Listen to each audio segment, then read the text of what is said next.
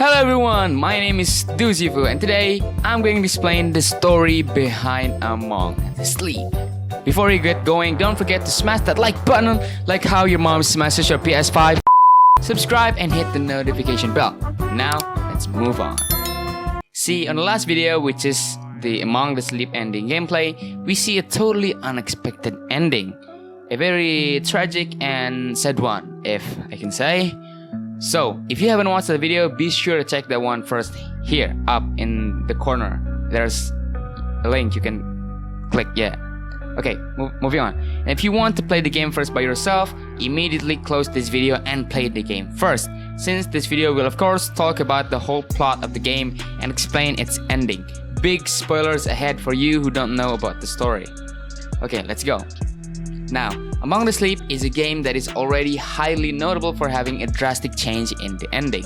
Or you could say that the ending changes everything.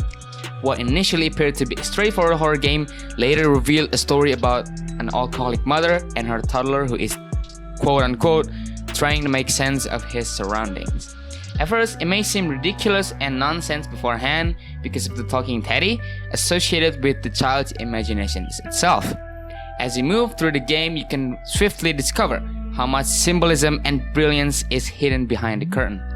Here, I will explain to you all the symbols and psychology of the toddler's mind, with some of the symbolism taken from the developer commentary in the game's enhanced edition. You can feel free to add more theories you know in the comments down below. Right, the first theory: monsters. Throughout the game, players as a toddler encounter three monsters. The first is a frizzy, kind of blurry, shadowy creature with an umbrella named Harold. Remember my first video thumbnail? That's the monster I'm talking about. It's this kind of frizzy-haired, shadowy creature that only appears once in the game with a jump scare in the home after the kitchen. And then the second is a frizzy-haired swamp beast that can catch the toddler named Haida.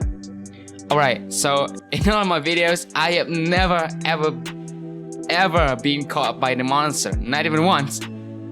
I also wonder about that myself. How can I do that? But nevertheless, the monsters can actually catch you. Thank God I'm a very skillful player who immediately avoids that bitch.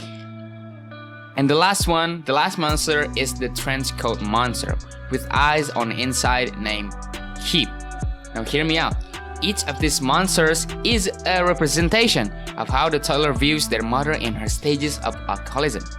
In the ending, the game revealed to us that the mother is an alcoholic, but it took a little bit more understanding to really interpret and connect those three monsters with the mother's alcoholism.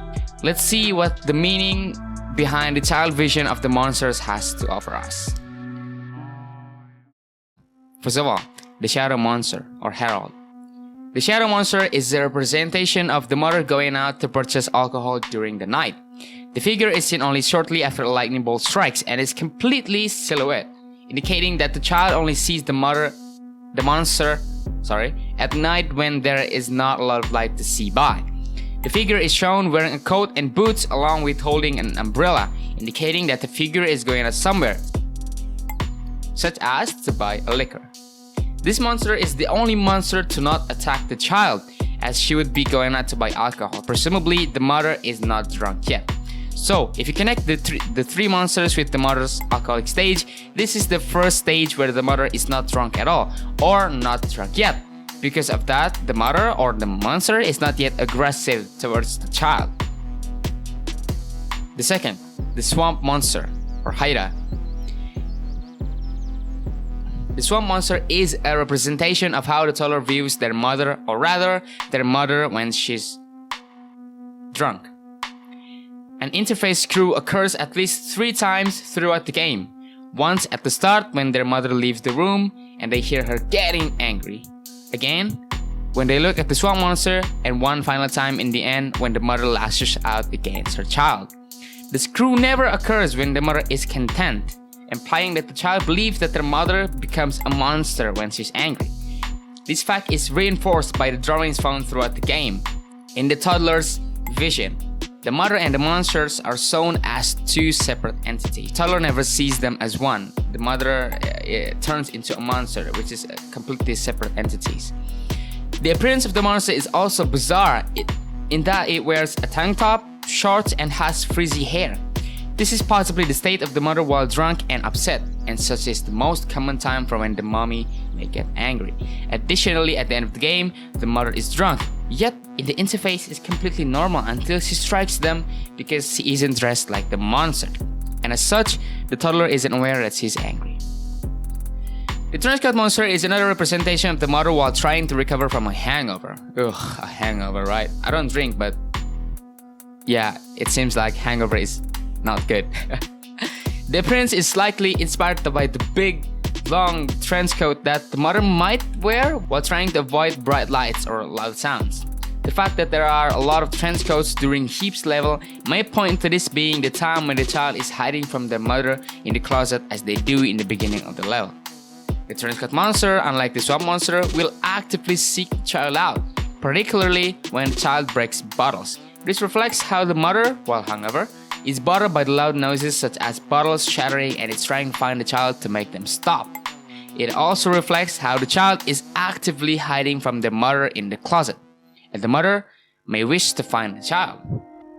And unlike Haida, Heap is completely featureless outside of the namesake clothing, not even having a head as the eyes are seen only from out of the neck hole. This suggests that the toddler does not recognize the figure as their mother because she had muffled herself up inside the trenchcoat. Another differing factor from the swamp monsters is the game over scene. The trenchcoat monster only reaches for you and takes you away, not with any apparent violence behind it. This is likely representing that the mother, while angry, is in more control of her faculties and will not try to actively hurt her child.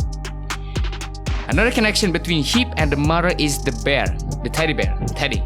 At the end of the Heap's level, the toddler dangles over an abyss, holding onto the arm of Teddy, the teddy bear, only for Teddy's arm to break off and leave the toddler to fall.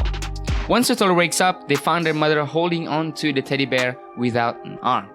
This suggests that the sequence was a stylistic imagining of the mother forcibly taking the teddy bear away from her child during the night.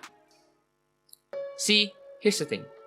The game makes all of these monsters' representation as subtle as possible, right? Making the players believe that it was the father in the first place, or just an aura demon from the other world. That's what makes the game ending so incredibly satisfying. The way they peel out the meaning behind the journey that the toddler has gone through. Okay, so besides the monsters, there are other game main objects that are actually a symbol of how the toddler sees his mother. And the first one is the well. Within the second level through the magic portal, there are a series of paintings showing a normal looking woman drinking from a well and turning into the swamp monster. This shows that the toddler has some idea that the monster is created from drinking something. So the well represents the alcohol.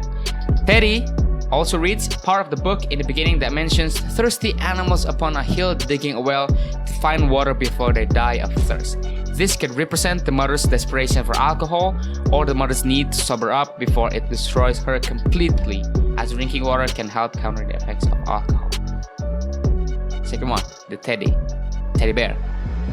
Near the start of the game, you are introduced to Teddy, a talking stuffed bear who accompanies you throughout your journey. It's commonly believed that he represents your father in some ways, since they are shown to share the same voice in the ending. When you enter the closet at the start, he says, "I hope there are no monsters in here," which can reinforce the idea that the toddler hid in the closet whenever the mother got drunk, with the monsters being other versions of the mother. He also says that, "If you ever feel scared in a dark place like this, you can hug me tightly. You might feel a little bit safer." If you interpret the dark place as being one of their mom's drunken nights, then this could possibly mean that they wish their father would come to get them during these times. This interpretation is implying that the father was not abusive as well, not like the mother. What have you done? What is this? Is this the heaven? Mommy? Hi there, little one. Come here.